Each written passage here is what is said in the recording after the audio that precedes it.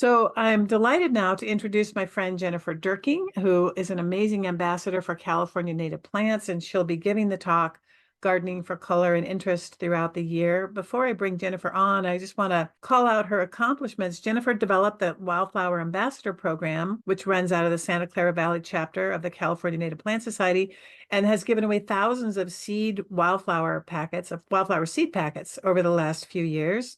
She is the founder of the Bring Back Bay Area Bees and Butterflies group on Nextdoor, which has nearly 700 members. So that's BBBABB if you want to search for it. And you can join from anywhere. And she was also instrumental in the development of the native plant resource teams, which I hope you heard about yesterday. And if not, you can look for information on this new program in your emails from the tour. Jennifer is also the creator of those fabulous Keystone Species signs, which you can see on the Bringing Back the Native Garden Tours website under Keystone Species, and they have just been translated into Spanish. So you can print these signs yourself in English or Spanish from the site. Good morning, Jennifer. Hey, Kathy. This is actually a short presentation, but a really exciting one for me because I've only been native gardening for about 3 years now. And I've discovered that there is a surprise every single day in my garden, year round. We're so lucky. We don't live in the East Coast where there's snow, so we can really enjoy our gardens and all of the beauty in them all through the year. So I want to just say, I used to be a traditional gardener. My garden didn't quite look as neat as the one on top here, but it's a traditional garden really emphasizes impressing the Joneses. People, other humans, what are they going to do when they see your garden? Do we have enough pretty flowers? Are they very bright? We didn't really think about, does anybody visit the flowers or use them, but are they pretty? High maintenance, and then a big reliance. I think especially since World War II, I think that the pesticide companies and herbicide companies, fertilizers, all those things have really been pushed to us because there's a market and they like to sell product. But that was a heavy reliance in the past, I'd say 50, 60 years on pesticides, herbicides, fertilizers. Native gardens, by contrast, emphasize providing food. I'd like to think of it as food for customers, the bees, the butterflies, the caterpillars, the lizards, the frogs. I'm going to add toads because that's a theme today, and more. And native gardens also save on maintenance. Luckily, our gardener retired, so we don't have to pay for maintenance on our garden. They save water. They avoid fertilizers, pesticides, herbicides because we're trying to create life. And they have a subtle beauty. There are some beautiful plants, but there's also some, I say, retina burning color that you can add to the garden. So you can still have the vibrant garden, more traditional one. And you may impress the Joneses. That's starting to happen in our neighborhood. People are coming around and asking questions and wanting to grow their own native gardens. So we're going to look at native gardening through the lens of how we grow plants that provide year-round interest and food. I want to emphasize that food.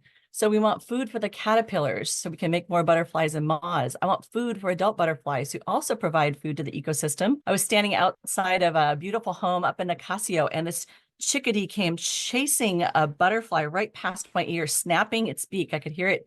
And so even the butterflies are food for the birds and other creatures. Food for adult birds, like I said, they eat the butterflies, but they also eat berries, nuts, seeds, and insects. The baby birds primarily will only eat insects, primarily caterpillars. We want a lot of those. And then we also want food for the bees, 70% of which are solitary, 86% are ground nesting. They raise their families in our gardens. And so when you feed the planet, you save the planet, and you can do that right in your backyard. I want to do a quick shout out to the people like Alan Schmierer, who offers his photography in public domain, so anyone can use it. And Becky Matsubara, who took the amazing picture down at the bottom. I don't know how the mother bird keeps track of those babies, but anyway, she's feeding them. People who offer their art for free is so appreciated. But in addition to all that food I was just talking about, we're going to look at native gardening through the lens of what is beautiful and surprising and intriguing and what touches our spirit. So I think we need to keep that in mind too. So first, I want to take a quick look at our summer dry weather pattern, because a lot of people talk about they talk about California being a Mediterranean climate, but it's actually Mediterranean summer dry, which is pretty rare. And so we need to kind of throw away everything we ever learned about starting in spring and watering all through the summer, and we need to throw that out. And the bottom line is that literally the bottom line here is this blue line, and that's our precipitation in California. It's raining in January, February, a little bit in March, really tapers off in April, May. By June and July, it's pretty much not raining. August, if you look at that blue line along the bottom, kicks up a little bit September, October, and then really amps up in November and December. November is when we kick off our gardening season and our planting, but we can still plant year round.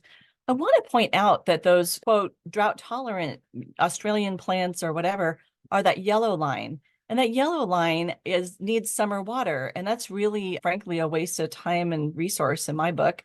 I'd rather be camping than watering a garden. And the red line is lawn. And lawn is the thirstiest of all.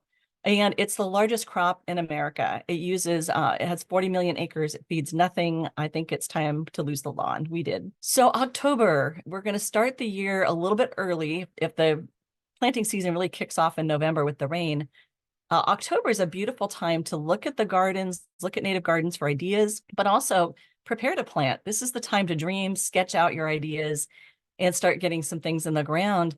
I love California fuchsia on the upper left. It's a beautiful plant.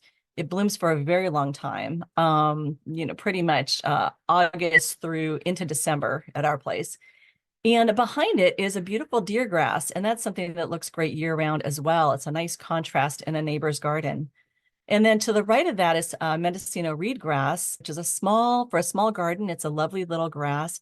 Bees like to nest under the grasses. And so if you plant some bunches of them, you can kind of create a little ground nesting bee area. You can see by all the leaves on the ground under our Mendocino reed grass that we've left the leaves, and it's very wild looking there.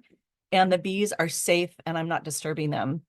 And then below that are our native asters. And those are just a beautiful blooming plant that it blooms for a long time as well in the fall and into the winter when few other things are.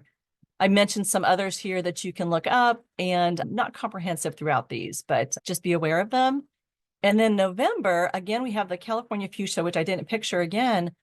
We have some really cool different bark to look at. And I just used the example of the red twig dogwood, which we've just planted a whole bunch in our backyard of that.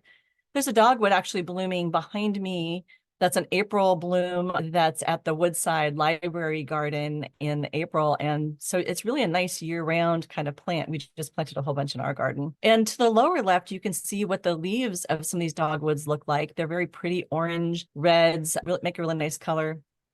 And there's also berries this time of year, like the snowberry pictured here. So that's a really great feature to have. This is a time of year when the birds are hungry and you can grow the food they need in your garden. We actually don't have bird feeders up anymore because we're growing a lot of these foods in our garden. December, this is actually Christmas Day. On the upper left is coyote brush in bloom. There's a female and a male plant. The female plant blooms like that and creates sort of like almost a snowdrift of seeds. Some people have said that those pop up in their yard too much, and so there's a male version you can ask about at a nursery. But to the right, I just show a little bit more of a close-up of what the plant looks like. You can see the leaves and again, the female plant with bloom. The lower left, in December, our epilobium was going to seed. And as someone who collects seeds and shares them, California's amazing for having year-round seed production with the different plants. And so December is a fun time to collect. And then on the right is actually a manzanita in the East Bay Wilds demonstration garden.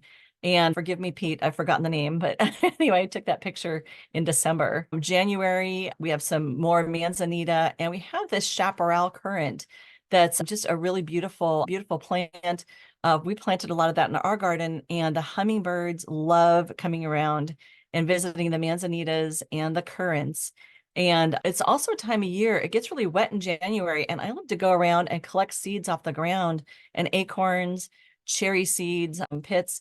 They start actually germinating on the ground, buckeyes, and you can start them at home and they pop right up out of the ground, and you can start growing your own trees. February, I'm continuing to emphasize manzanita because it's still blooming in my yard. And in February, here's the fuchsia flower gooseberry. And the hummingbirds really love this plant, visiting it, swooping through, and it blooms for a long time. March, we have the redbud highlighted here in Joel Lim's garden. Down below it, we have the cobweb thistle, which I'm currently growing in my garden. Bees and hummingbirds and butterflies all love to nectar on that plant. And to the left of that is another type of currant. It's a golden currant, and that's blooming actually right now in my garden. I just took that picture yesterday. We have all sorts of flowers in April. There's too many to list, but I did highlight again the dogwood. Can you tell I'm in love with this plant? It blooms this time of year. Later in the plant, it will have berries for the birds to eat. To the right of that is a ceanothus that was blooming just last month in the Watershed Nursery Garden. Below that are just a sampling of all the wildflowers. This is from a private garden in Palo Alto. But if you had scattered wildflower seeds during the rainy season, this is how they might look in April. And then to the right is an unusual plant at the bottom. That's it, a Nevins barberry. And I discovered this plant when I was walking through the Woodside Library Garden. The birds absolutely love the berries later in the year, and it's a rare plant in nature, but nurseries have it. I just bought 3 from East Bay Wilds and I'm putting those in my garden. Here's the Nevins barberry later when it fruits, and it's a stickery bush. I like to put it in places where either I'm not going to have a lot of foot traffic or I'd like to discourage foot traffic. So that's one idea. Strawberries bloom in May as well. To the lower right there, we have the Dutchman's pipevine, which is the only host plant for your beautiful swallowtails over there in the East Bay. The pipevine swallowtails are iridescent blue, dark blue butterfly. If you grow that plant, you can feed their caterpillars. In June, we have the buckeye, and here it is it's a beautiful tree, and you can see sort of how the blooms look on the tree and up close along the top there. And you also, one of the other amazing plants that grows well in shade is the snowberry, and that's in the lower left. That's the bloom for the snowberry that we saw back in October as a berry. And then we have a California rose, and this is a rose that the insects can actually use. The other cultivated roses aren't really useful to insects, but in this case, we have a beautiful California rose. Anyway, I want to really emphasize how beautiful that plant is, and I'm growing some myself. It grows well in shade, so that can be unusual. And then too many, Western azalea, Matahia poppy. We have just too many to mention there. July, I'm highlighting the milkweeds. On the upper left, we have the narrow leaf milkweed. We have the Maria poppy again, buckwheats on the lower left. Those have been described by some pollinator gardeners as a disco on a Saturday night because they provide so much life. Insects use them, use the flowers, and the bees love them. But also let them go to seed in your garden. They make a beautiful rust colored seed and they feed the birds. The birds will just flock to them and almost use it as a little like warehouse. They'll visit them as long as the seeds last on the plant. And in the lower right, I was in a garden in July a couple years ago and caught this monarch nectaring on this beautiful showy milkweed, which isn't native to my area over here in San Carlos, but definitely the East Bay. And then going up into the hills, you have the showy milkweed there as well. And this time of year, also in July, you see the penstemons, you see different monkey flowers. The asters are starting to come in, and then I keep mentioning the California fuchsia. It's a long bloomer. I also wanted to put something out here for the people who container garden. A lot of people in apartments wonder, well, could I have a native garden? And so on the upper left, this is in my front yard in August. This was last August. I have monkey flower blooming in the pot in the back with some manzanita. Howard McMinn manzanita does really well in pots, as Pete Bayou will tell you, many manzanitas do very well in pots. But the manzanita in August is just a beautiful green foliage backdrop for everything else. So the monkey flower really pops against that. In the foreground is the penstemon. It's growing there with a false golden aster, just nice pops of color. And even if you aren't an apartment dweller, for me, I put these pops of color around my yard. And sometimes if something fades or isn't doing well, I plant it in the ground and I go buy another pop of color just to give my garden a little oomph. I also took a picture of this unusual coffee berry in the lower right. Coffee berry is something that I have all over my garden. Does really well, seems to feed the most caterpillars and moths at the moment compared to my other plants. And this is Mount St. Vision version in East Bay Wilds garden. I bought a whole bunch of that from Pete Bayou there. September, we're starting to look at things like bark. This is actually in Al Kite's garden in the upper left. And I, as a child, when I saw that, all of what you can't see is if you look at this from the street, it's just a bunch of beautiful manzanita leaves. It's that beautiful green backdrop I talked about. But when you come around to go into the backyard and you look into here, I thought, as a child, that's where I would probably take a nice book on a hot summer day, maybe escape from housework or something. My mother would be looking for me. But I think that these kinds of places, we need to think about our gardens, not just about flowers, but about a sense of space and also a sense of architecture from those beautiful branches. To the right, September is still a good time for milkweed. And this showy milkweed in the garden in Palo Alto, where I saw it, had this little European honeybee on it, and it just had a little spotlight. I thought it was really beautiful. And there's these moments you can find in the garden if you take time to look closely that just reveal themselves. We have on the lower left, we're starting to get rose hips now. So we grew that California native rose in the spring. In June, it was blooming. And now there's beautiful rose hips. I leave these for the birds, but you could make tea. I know that a lot of people like rosehip tea. It's high vitamin C. So that would be nice. And then to the right are the asters. And again, I have a European honeybee in my garden visiting those last year. And lots of other plants, too numerous to mention along with these. And, we've gone through 12 months, but I want to point out that the plants themselves, as beautiful as they are, they actually just create magic. And the magic for me is just seeing everyone who uses these plants. So in our garden, we've seen monarchs, bluebirds for the first time. I have not yet seen that bee on the upper right. It's a pre-nose squash bee. So if you grow some manroot that's a native or squashes for your food, you might see that guy.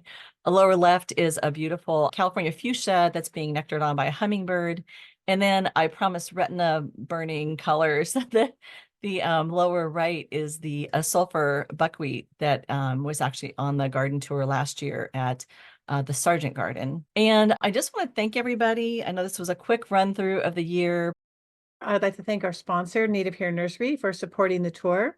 Native Here is an all-volunteer project of the California Native Plant Society's East Bay chapter. Native Here is dedicated to growing locally native plants, sourced from ethically collected seeds and cuttings from Alameda and Contra Costa counties, and providing these plants to customers at its nursery in Tilden Park. As you've heard, local native plants provide the best habitat for local wildlife. Nonprofit Native Here is open year-round every Saturday from 10 to 2 for in-person shopping or online order pickup. You can visit Native Here online at nativeherenursery.org, or for information about locally native plants, to check the current inventory, place an order for pickup on Saturdays, or learn about volunteer opportunities. You can call Native Here Nursery at 510-549-0211 or email them at nativehere@ebcnps.org with your questions.